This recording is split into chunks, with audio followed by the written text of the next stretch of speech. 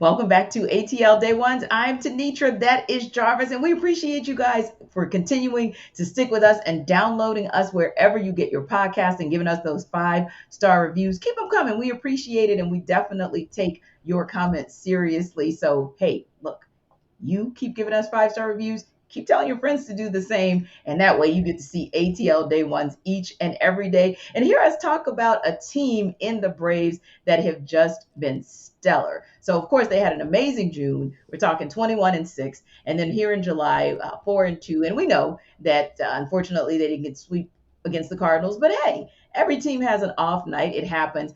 But whether you look at the run in June or this early run in July, or even the loss last night, Jarvis, and you think about who kept the Braves in that game, a couple of rookies. A couple of Right. rookies who have just been absolutely killing it. At Spencer Strider, who had 6 scoreless innings, just Wow. blowing it out of the water, now has 102 strikes and is actually leading the Braves in strikes. We're talking about more strikes than Morton, who has 101, by the way.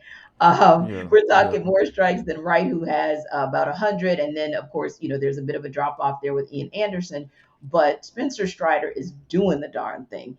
And then you talk about Strikeout King, T.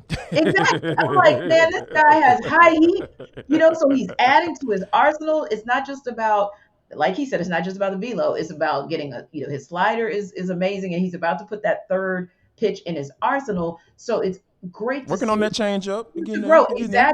Exactly. Yeah. He's about to put that third tool in his tool belt, if you will. So you can make a case for him as that guy for the Braves, and certainly make a case for him to be in the conversation for NL Rookie of the Year. But there's somebody else you can make a case for too, Jarvis, and that is Michael Harris, a guy who jumped from Double A and made all of the case for why that jump came. And he's just really been amazing in his defensive play, but also doing some good things at the plate.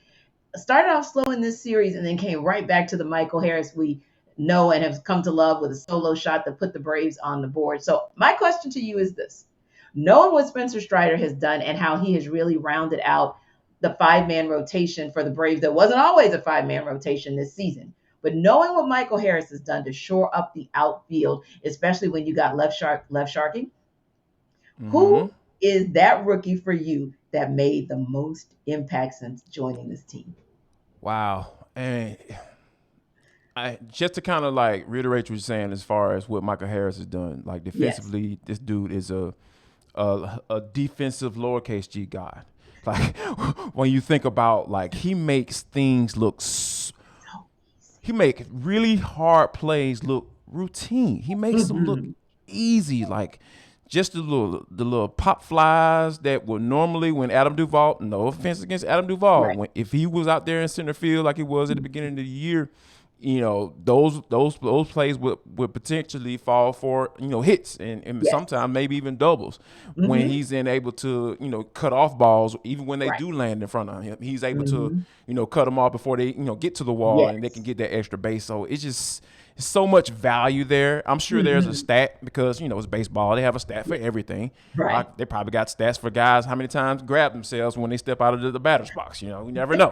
But I think that Harris is a guy that I believe he should be in that conversation. But I don't Yeah. know if I'm a prisoner of the moment. T. I gotta say Spencer Strider because when you think about what he did in the bullpen, Mhm. and he was just mowing people down, Yes. like he making like professional hitters look like they're in little league. Because I Mhm. remember, I never forget this guy's name because I played little league baseball growing up. Right, I was too big to play football, and we'll get into that conversation a little bit at another time. But when there was this guy. His name is Adam Hunt. I never forget. Mhm. I will never forget his name.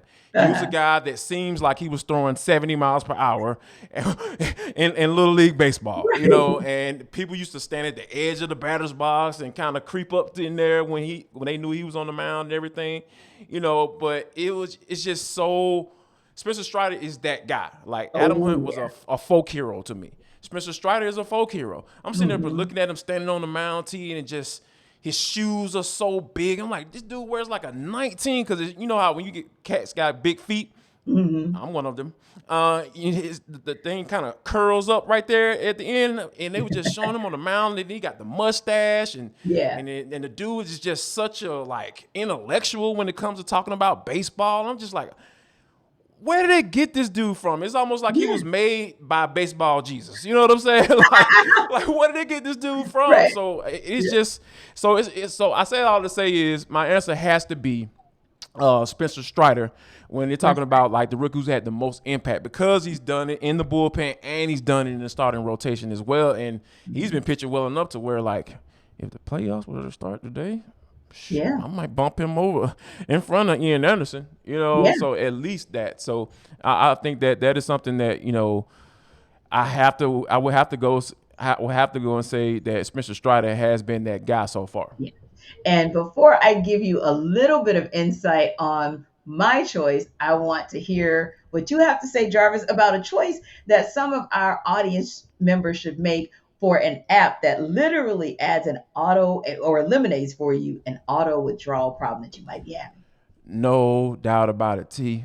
Like listeners, listen up because this is very important. Do you know why free trials renew without your consent? It's a scam and they're out to get you. Don't let greedy corporations pocket your money. Download TrueBill to take control of your subscriptions because when you actually think about it, like I was literally just dealing with this yesterday because there was this company that was shall remain nameless, that will Mhm. name nameless, they was remain nameless, excuse me, that has been for the past 3 months have been taking Mhm. money out of my account for a service I did not authorize. They have Yes. been auto drafting out of my account. They're a company I'm no longer with. I have no Mhm. affiliation with them. But guess what though? I'm about to get ready to call TrueBill because guess what? On average, they've saved $720 Wow. annually for people who have been dealing with these same situations like Mhm. I've been. Because I'm getting ready after the show. I'm getting ready to give them a phone call. I'm gonna tell them piece of my mind. Yeah. So but I think that TrueBill can take care of you, and they're gonna take care of me as well. But here's the thing, y'all. Listen up. This is Mhm. just for you all. Don't fall for the subscription scams. Start canceling today at truebill.com/lockedonnba. That's exactly how you can tell them that you heard that Mhm. saying. You heard about them here, right here on Locked On Sports Atlanta. Go right now. Truebill.com/lockedonnba. It could save you thousands. Yeah. Because we all know that auto withdrawal, that's a problem.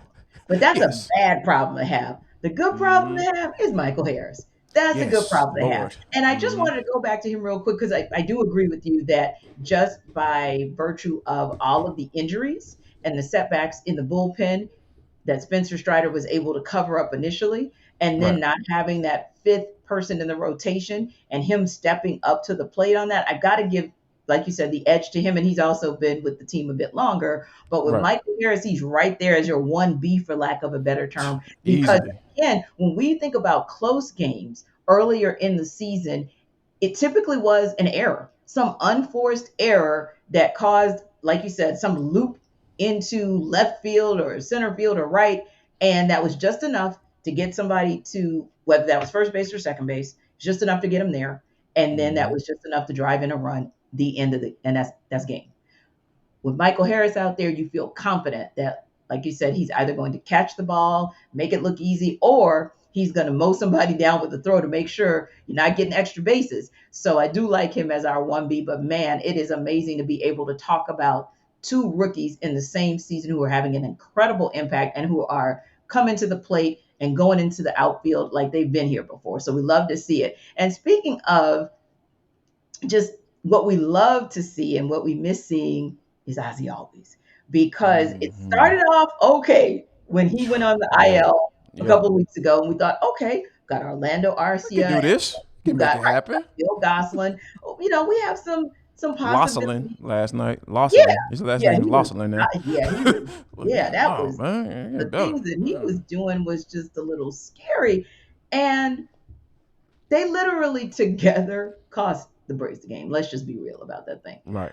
And so you look at it and I said, wow, Jarvis, I don't think the second base by committee strategy is working. Maybe it's finally caught up to the Braves. Maybe, yeah, I can say maybe. Hopefully that was an anomaly. Like, hopefully Phil Gosselin can catch the ball, and not and get his feet out of the mud and move over so he can make a easy Like an catch on easy that play. ball, Yeah, or easy play. just realize how fast you are or how You're fast how you fast aren't. you're not. you know how fast you're not. Get your butt back on first base, make sure that ball is down before you take off running and try to circle around second base. Because those are the type of things, mistakes that can lose series for you, Yeah. meaning when you get to the playoffs. And that's Hmm. that's not a conversation that you want to people had to have about you for a couple of months as the offseason goes along and they have nothing else to talk about and they're calling you all type of names outside of what your mother named you. So you don't want to get into those conversations. So I think that, but going forward though, I think that this is something that I would like to see a more permanent replacement, Hmm. get in there and let them kind of figure it out versus kind of, rotating back and forth. And like, I'm not really a Hmm. big fan of that, but I Yeah. don't think it's gonna hurt them going forward, but it Mhm. sucked to watch last night.